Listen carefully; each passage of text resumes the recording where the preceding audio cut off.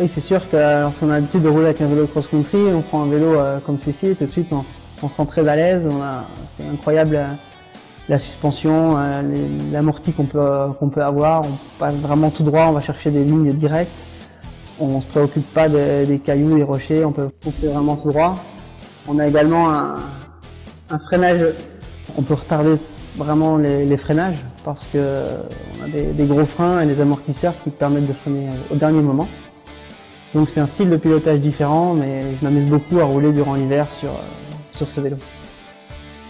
Je me suis trouvé tout de suite très bien sur le vélo avec une bonne position, un bon compromis entre une position en descente très confortable et également une position en montée qui permet de pédaler. Donc un vélo très polyvalent qui permet de tout faire avec une répartition entre suspension avant et suspension arrière qui se fait très bien. Et un vélo, je pense, qui permet de progresser très vite et sur lequel on se sent tout de suite à l'aise. Oui, voilà, la cinématique est intéressante parce qu'on a un très bon amorti, mais pas un pompage énorme.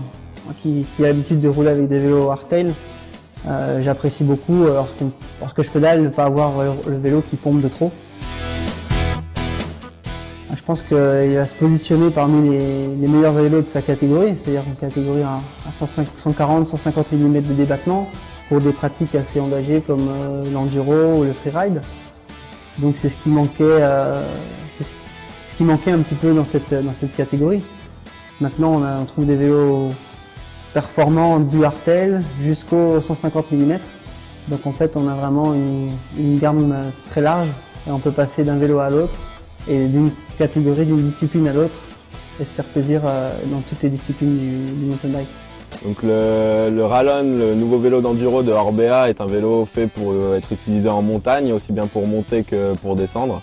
Sur une utilisation vraiment de montagne, c'est-à-dire avec des rochers, avec du dénivelé, pas seulement du petit chemin, c'est vraiment un vélo pour tout faire, solide, avec un grand débattement, parce qu'on est sur du 150 mm de débattement, mais tout en restant léger.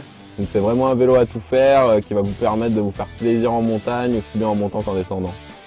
Au niveau de la suspension, donc on a une suspension qui reste très sensible sur les petits chocs, mais qui jamais vient taper sur les gros chocs. Donc on a une progressivité qui vous permet d'utiliser vraiment tout le débattement, donc garder du confort et toujours avoir un petit débattement, un petit rap de débattement pour jamais venir taper, même sur une réception de saut un peu juste, même sur du gros dénivelé.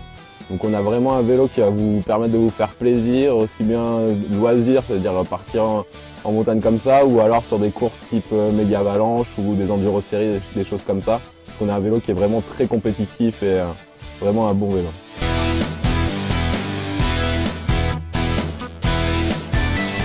En Orbea hemos realizado una labor de investigación en colaboración con el CEIR, de manera que hemos generado un software que nos permite calcular el comportamiento real de una bicicleta de doble suspensión.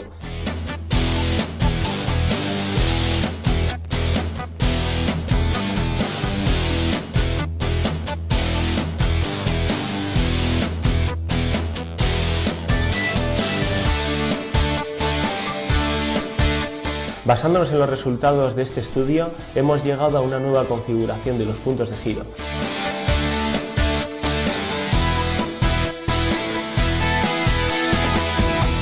Una bieleta específicamente diseñada para ello.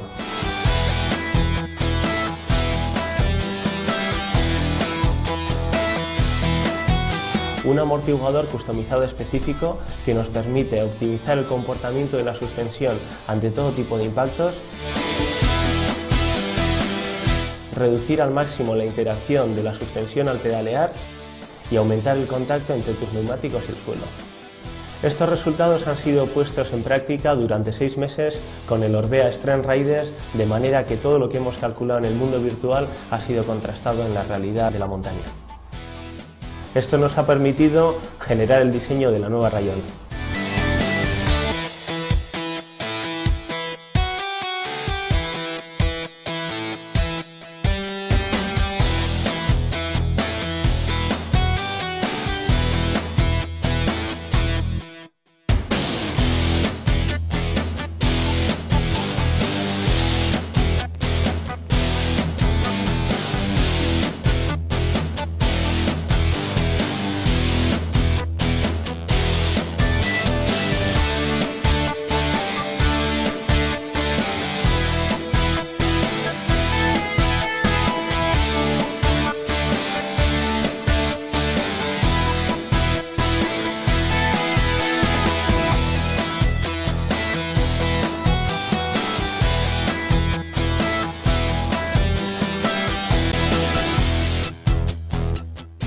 Comment bien régler votre amortisseur? Pour ce faire, référez-vous au tableau qui se trouve sous le tube supérieur et qui vous permet de trouver la pression adéquate à votre poids. Donc pour cela, vous allez avoir besoin d'une pompe à haute pression, d'un pied à coulisse ou à défaut d'un mètre ruban. Donc pour commencer, référez-vous au sticker qui se trouve sous le tube du vélo qui va vous indiquer par rapport à votre poids une préconisation de gonflage de la pression d'air de votre amortisseur. Donc moi, par rapport à mon poids, c'est à peu près plus ou moins 200 PSI. Donc je vais vérifier combien il y a dans l'amortisseur. Avec la pompe à haute pression, on vient regarder combien on a. Là, je suis un tout petit peu moins que 200. Je viens rajouter ce qui manque. Voilà, on est à 200 PSI. Je viens retirer la pompe. Je vérifie bien que la molette du pro-pédale est déclenchée et n'est pas enclenchée. Et je viens remonter la petite gomme qui va nous permettre de mesurer l'enfoncement. On monte sur le vélo sans se brusquer, sans mettre d'à-coup. Juste on monte un seul coup comme ça. Et on vient vérifier que le sag est bien d'à peu près 25%, c'est-à-dire sur ce vélo correspond à 16 mm.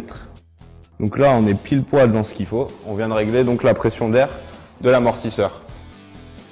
Sur cet amortisseur on trouve aussi un réglage de détente qui est donc la molette rouge. Donc si on va du côté le plus rapide, on voit qu'on a un amortisseur qui revient très rapidement. Et de l'autre côté, un amortisseur qui est beaucoup trop lent. Donc la préconisation, pareil, qui est indiquée sur le sticker est de 2 clics. On vient regarder. Là, on a un amortisseur qui revient ni trop vite ni trop lentement. Donc pour commencer, ça suffit largement. Et après, libre à vous, en fonction de votre pilotage et des sensations que vous avez avec le vélo, d'ajuster l'amortisseur comme vous le voulez. Voilà, maintenant vous n'avez plus qu'à aller rouler. El comportamiento ideal de una suspensión es aquella que se caracteriza por una gran sensibilidad, un máximo aprovechamiento de la totalidad del recorrido y una mínima interacción con el pedaleo.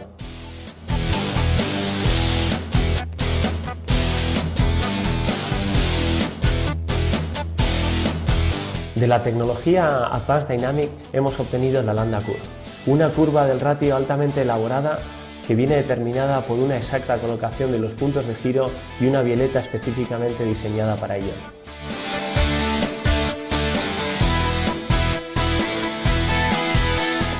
La Landa Curve se caracteriza por 3 tramos muy concretos. Un primer tramo de alta sensibilidad. En la zona cercana al sag nos encontramos en el punto del ratio más elevado, en el cual obtenemos una gran sensibilidad para pequeños impactos. Un segundo tramo en el cual la curva del ratio dibuja una curva regresiva. En esta zona aumentamos la linealidad del comportamiento total de la bicicleta para impactos medianos. Y un tercer tramo en el cual la curva se convierte en regresiva para mejorar el rendimiento de la bicicleta en los grandes impactos y aprovechar al máximo todo el recorrido que nos ofrece la radial.